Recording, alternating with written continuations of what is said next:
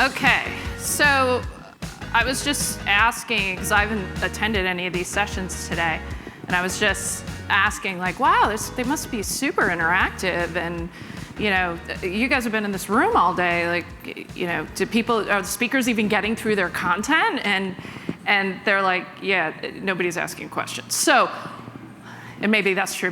Maybe it's not for all sessions, but we would like questions, and we only have 30 minutes, and we have a robust set of discussion topics. But in order to incent, whoever asks a question gets the B2B is ABM book, or ABM is B2B book, that Terminus just recently, or Sangram and Eric just recently published. So that's your reward for engagement and interactivity. Okay, so we're going to talk about, we're kind of going to try to squeeze in strategy, maturity, strategy, leadership topics, all into this 29 minutes. But we're going to start. So in this, in Sangram's new book, and I think he's talked generally about the notion of a B2B maturity curve, and sort of playing on that when you think about any major strategic initiatives, especially one that requires such rigor around operationalizing. I think about a maturity curve and a maturity scale as undefined, defined, managed, repeatable, or predictable. So we asked these folks kind of, where would you say, just for initial context setting, where would you say you are on that scale? And maybe we'll start with you, Kim. So I'd say we're on the repeatable scale. We've been doing account-based for about going on 5 years in my division of Hexagon, and it's been a great journey. But we know our tracks, we know our personas, we know how to be derivative and find ways to iterate. So, great. What about you? Yeah, so we're defined. We've been in this ABM journey just about for about a year and a half. We've figured out, we did a pilot with one of our key verticals, and now we're moving more towards the expansion and expanding it across into other segments within our business. I would say for us, our first year of ABM was more towards a journey from defined to managed. And now in the second year, we are kind of moving from managed to repeatable. I think that's the journey we're going to take, which is again a bumpy journey for us. So that's a good segue. Maybe talk about getting from defined to managed, or even if you'd like to talk more currently, from managed to repeatable. What were the greatest takeaways from that journey to maturing through either of those steps? Yeah, so let me talk a little bit about from defined to managed. First of all, when we started our ABM journey at Fujitsu, which was like last year in Americas, but we have been doing ABM for quite a few years in the other region of Fujitsu, but in Americas we started just last year.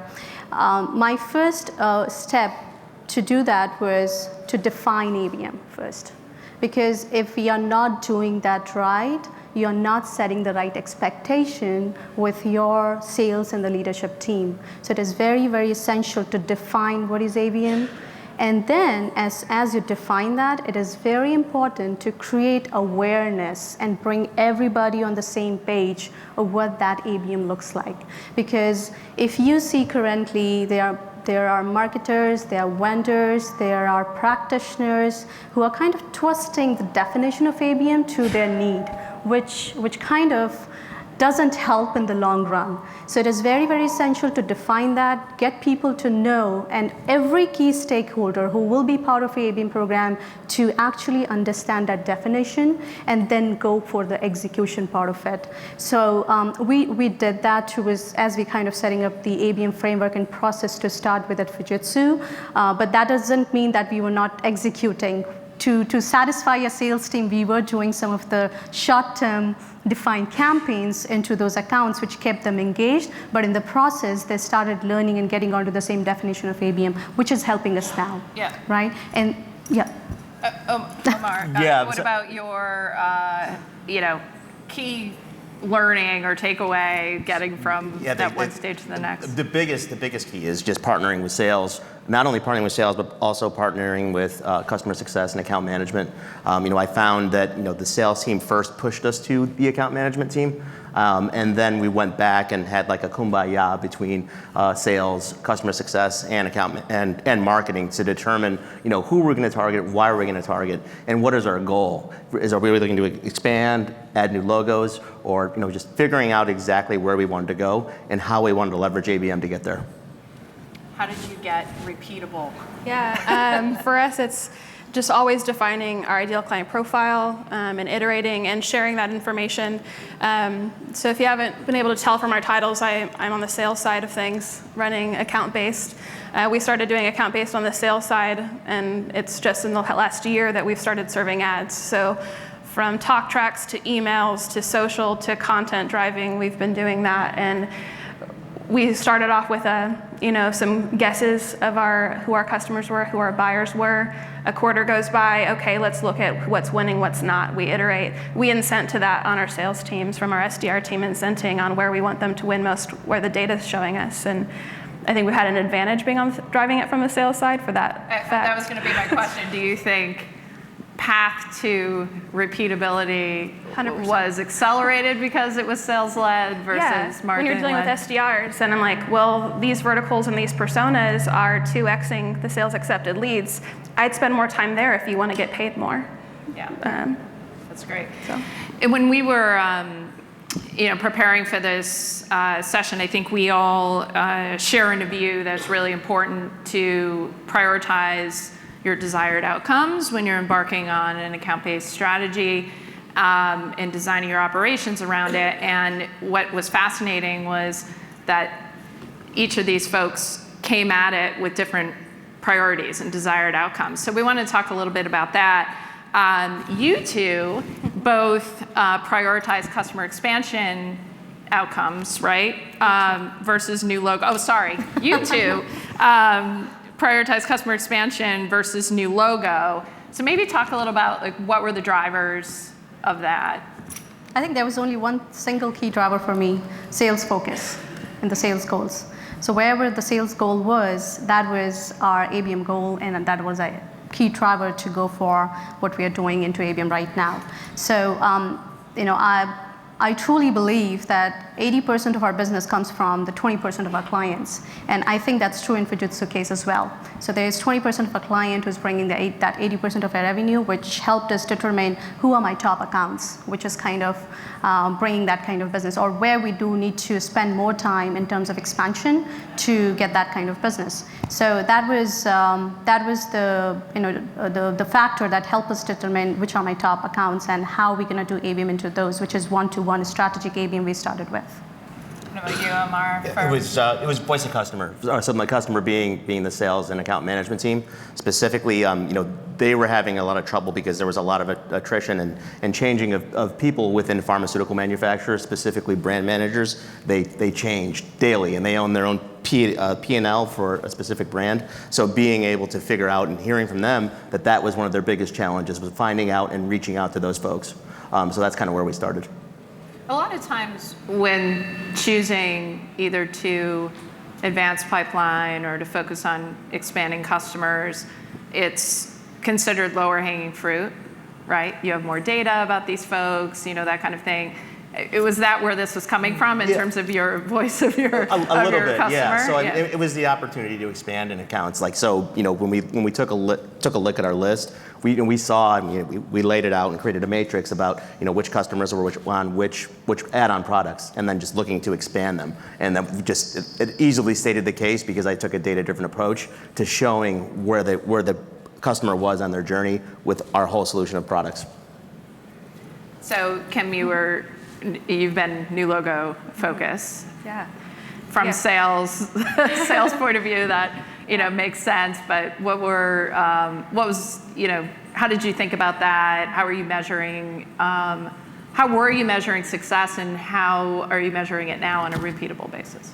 Yeah, that's a great question. I think two drivers for us to be new logo focused. I mean, one is I worked for a startup that was acquired by Hexagon and had been with Hexagon for 2 years. And so coming from the startup world, our company goals, our sales goals were to survive, and then to be profitable, and then to be acquired. And to do that, we needed to acquire more customers.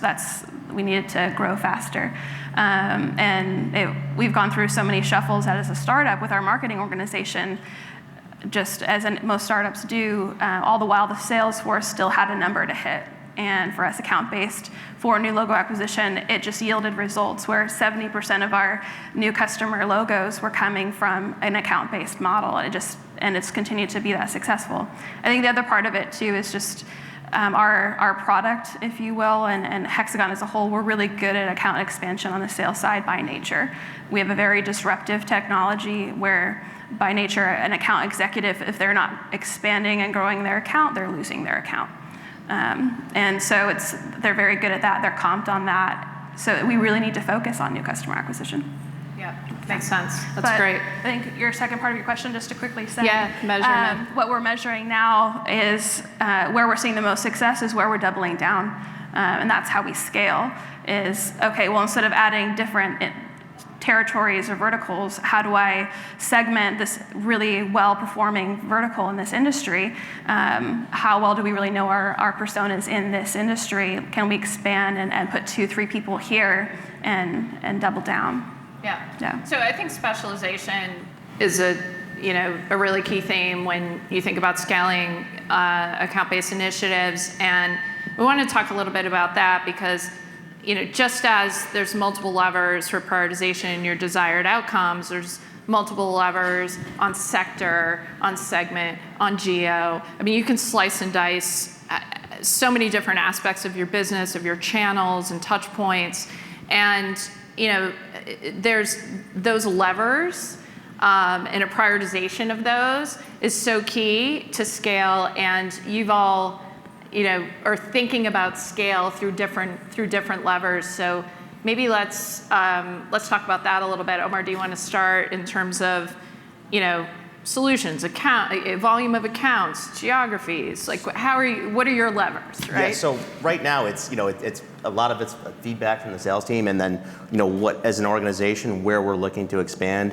into new verticals within healthcare where we haven't had a presence before. So that's part of it, and then obviously expansion within certain accounts. And then we've decided to take our approach with accounts that we've had trouble penetrating, and not just focusing on one area of the company, but who are the 14 to 15 people that are a part of the buying journey that we can try to attempt to influence or just ease the conversation with.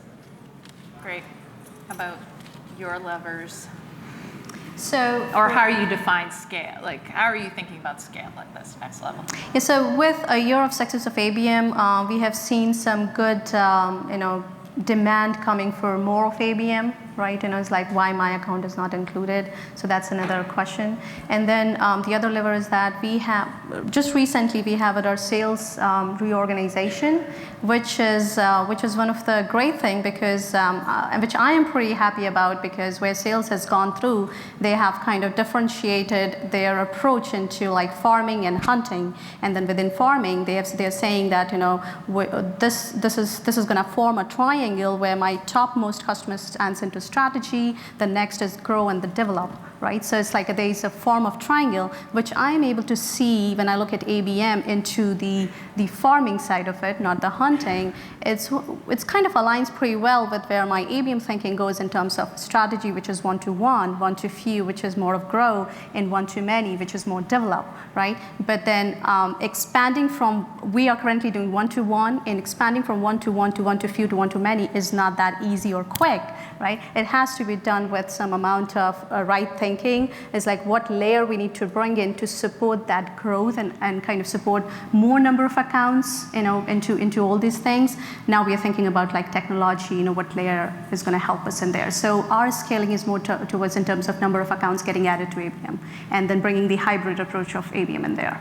something that you mentioned, and I've experienced this in a former life as well, when it's sort of a leading indicator that things are working when someone in the sales organization or the account management or whatever organization is saying, like, hey, dude, why aren't my accounts in that campaign or in that program, And I heard so-and-so got, this and that, so that's a win. Especially the best conversation will happen, and I have heard this, I'm sure you guys might have heard this as well, is like when sales will come and tell you, hey, you created an awesome mission book for this particular client and they're in that account. Can you create the same for me, please? Yeah. I was like, no, yeah. That's not possible, right? We need to understand what challenges you're facing before I can come back as a marketing expert and tell you what needs to be created for an account, which might be completely different from a mission book. Yeah. So that's some of the conversation which kind of really amuses me.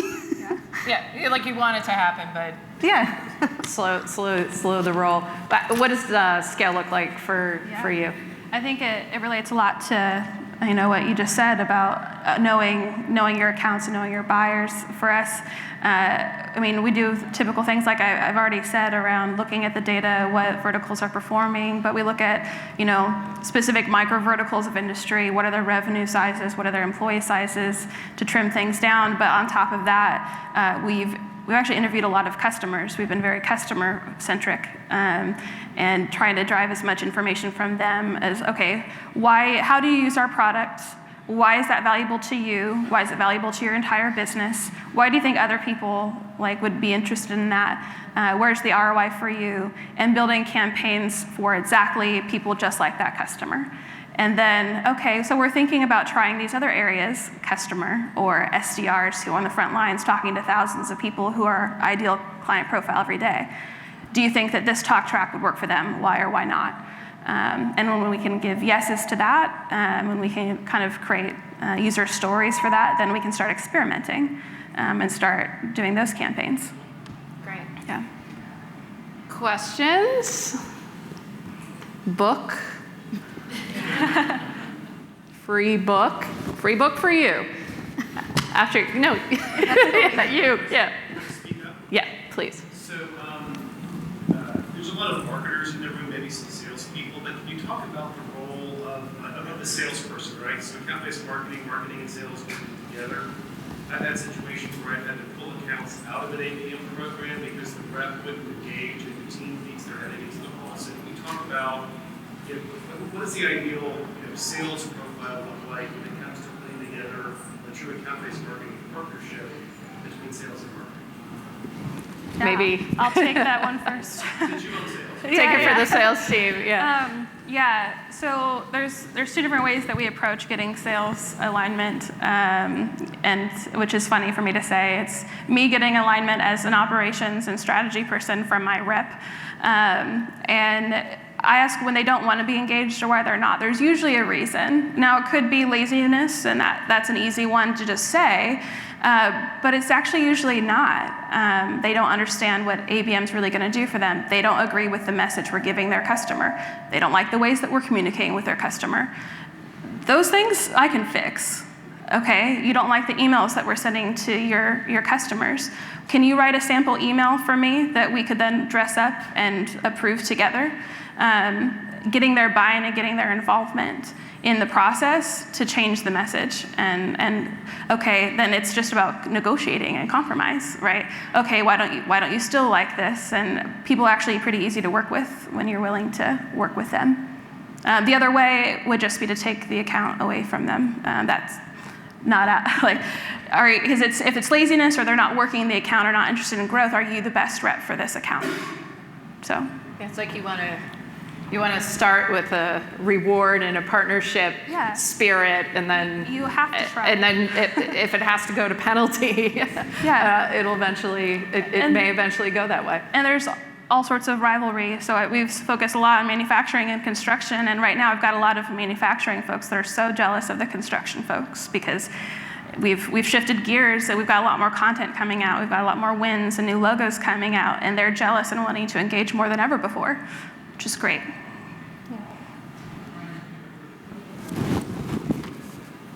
You. How are you understanding the success of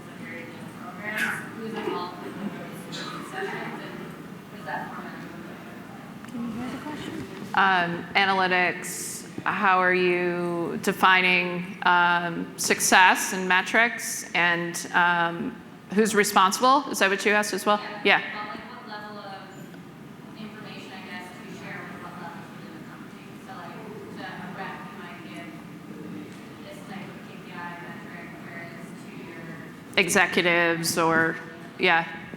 So roles, metrics, and relevant metrics per role or audience. So the sales team, I'm delivering, almost on a weekly basis about who's engaged and why they're engaged and where they're engaged, whether it's a click, impression, getting a little bit more granular. And then to the executive team, I'm actually building the reports in Salesforce that are showing the accounts that we're targeting and what is the revenue year over year. How much did we grow from who we're targeting this year versus last year, and what that growth rate has been, and we've experienced a lot. Doing that for each one of our segments that we're doing ABM to, and then just building dashboards in Salesforce as well to show that on demand versus like the monthly leadership meetings. I call it like more like short-term and the long-term metrics. So for example, if I'm talking to my sales executive or client executive, which is like almost bi-weekly or sometimes every day, it satisfies them when we provide them with the metrics, actual metrics where the campaigns are being run and what exactly it's producing. So it kind of satisfies them in the long run, and it also helps us build trust with them that something is happening and that something is also influencing their client. So they kind of really gets close to us and helps us build the bridge of the trust. But if I'm talking to the executive members, which is like leadership and the sales leadership or business leadership, it's more about the long term. And I told this to Kelly on our earlier call that the only one thing everybody is more worried about, like how any kind of marketing is influencing my pipeline or revenue, right? So that's the only thing, the dollar amount. So that is more long term for ABM, and that can be proved over like. You cannot report that on month-by-month basis. It will be a long-term metrics, and this has to wait. It needs patience. So I think leadership, you need to get your leadership to commit to that this will give you the ROI, but you need to have patience to understand that growth into ABM. So I kind of define that into two things, which is short-term and the long-term metrics for ABM. I think for maybe kind of the smaller or mid-sized organizations in the room, there's also board level metrics and reporting, right? And I'm in these meetings all the time and have probably a point of view that most of my fellow board members around the table don't necessarily have, having been a CMO. But the notion of the same applied in the lead gen world, volume, value, and velocity, in insights around, did you prioritize new logo acquisition? Okay. You're touching these prospects how many times, and it doesn't matter what the channels were, even really what it cost or clicks. It's just we have insights on how many times we're touching them to get to the outcome, right? What did we do differently to accelerate pipeline? We touch these folks to drive this outcome this many times, and we're using whatever programs to do that. But it's super high level to show, we were trying to build the top of the funnel. We were trying to accelerate the pipeline. We were trying to expand customers, and thinking about engagement, volume, the velocity and speed by which things are happening because of that engagement, and ultimately the value of these opportunities, whether they're getting into pipeline or exiting pipeline and closing. That's all the board cares about too. So insight, it's just high level insights, right? Yeah. Any other questions? So in thinking about like the maturity scale, ABM 1.0 versus 2.0, where would you suggest somebody get started? I mean, do we jump right into 2.0 and some of those newer tactics, or do you have to master 1.0 before you can level up? So if I can. Go ahead. So, I usually say this is like, sometimes it may be necessary that ABM is not even the answer for you. So you definitely, first of all, look at what is your organization goal. So if you understand your organization goal, and a long time back, one of my mentors told me, any company, be it any company, they will have only 5 major priorities. So if you understand what those 5 major priorities of an organization is and align up for either 2 or 3 or all, whatever it is, it's not possible for aligning for all. So just pick your 2 or 3 and then kind of sync up with that as a sales goal. In my perspective from ABM, my sales goal is aligned to our organization goal. So I try to understand what my sales goal is and align ABM goal to it, right? So it's now all aligned, ABM goal, sales goal, and organizational goal. So we are actually working towards one single goal. So that helped me determine what kind of ABM I need to bring in and what kind of, based on also the budget and the resources, you need to understand what level of support you need to bring in for the sales. So I would say, my just simple answer is that first of all, understand what your organization goal is and what culture and attitude is there within the organization before you bring in even ABM, right? I'll go back to my first statement. Define what is ABM, and please stick to that real definition of ABM, because when you actually do ABM, people will not believe you. So do what is necessary for your organization versus just saying ABM 1.0 or ABM 2.0. I would add to that, I think yes to that, absolutely. But if you've determined, yes, ABM is a strategy, like for us, what we were doing wasn't working, and we experimented with ABM and it started working, so we started doing it better, and then, okay, how can we put more gasoline on this? But it really started with, who is my buyer?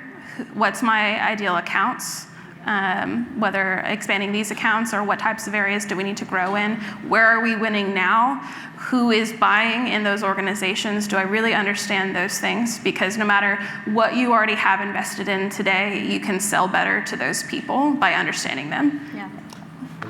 Lastly, it's just figuring out who within your organization is willing to partner with you to go on the ABM journey. Start off with a pilot and find the best partners that are most willing to partner with you and are eager about exploring ABM.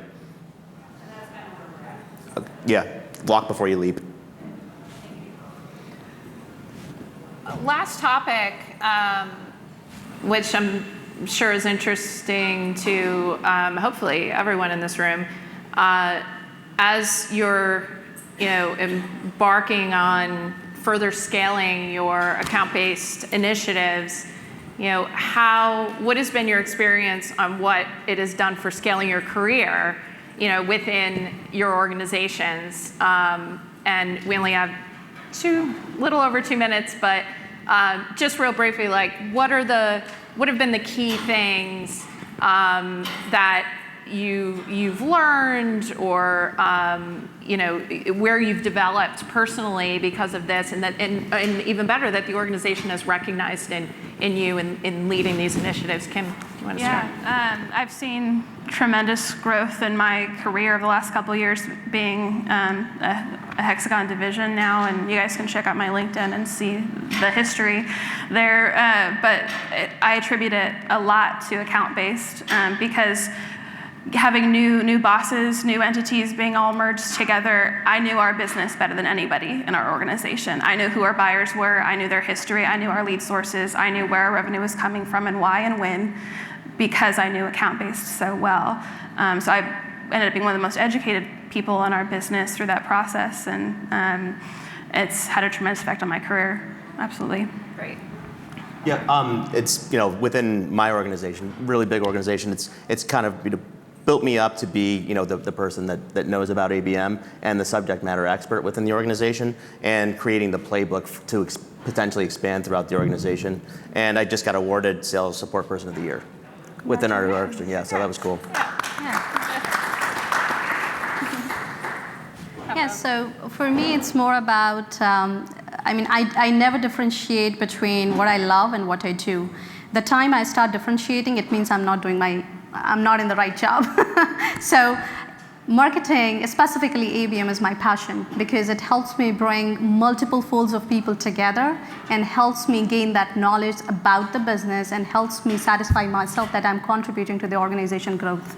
So I think, while working for multiple different large organizations and now for Fujitsu, which is one of the most admired companies, it kind of gives me that kind of satisfaction that I'm following my passion, working with these people, and I'm not differentiating what my passion, what I love to do, and what I love and what I do. So it's kind of just one for me. So I think that's more satisfaction for me from the career perspective. Great. 0. We're there. Thank you all. Folks who ask questions, come see me. I'll get your books. Thank you.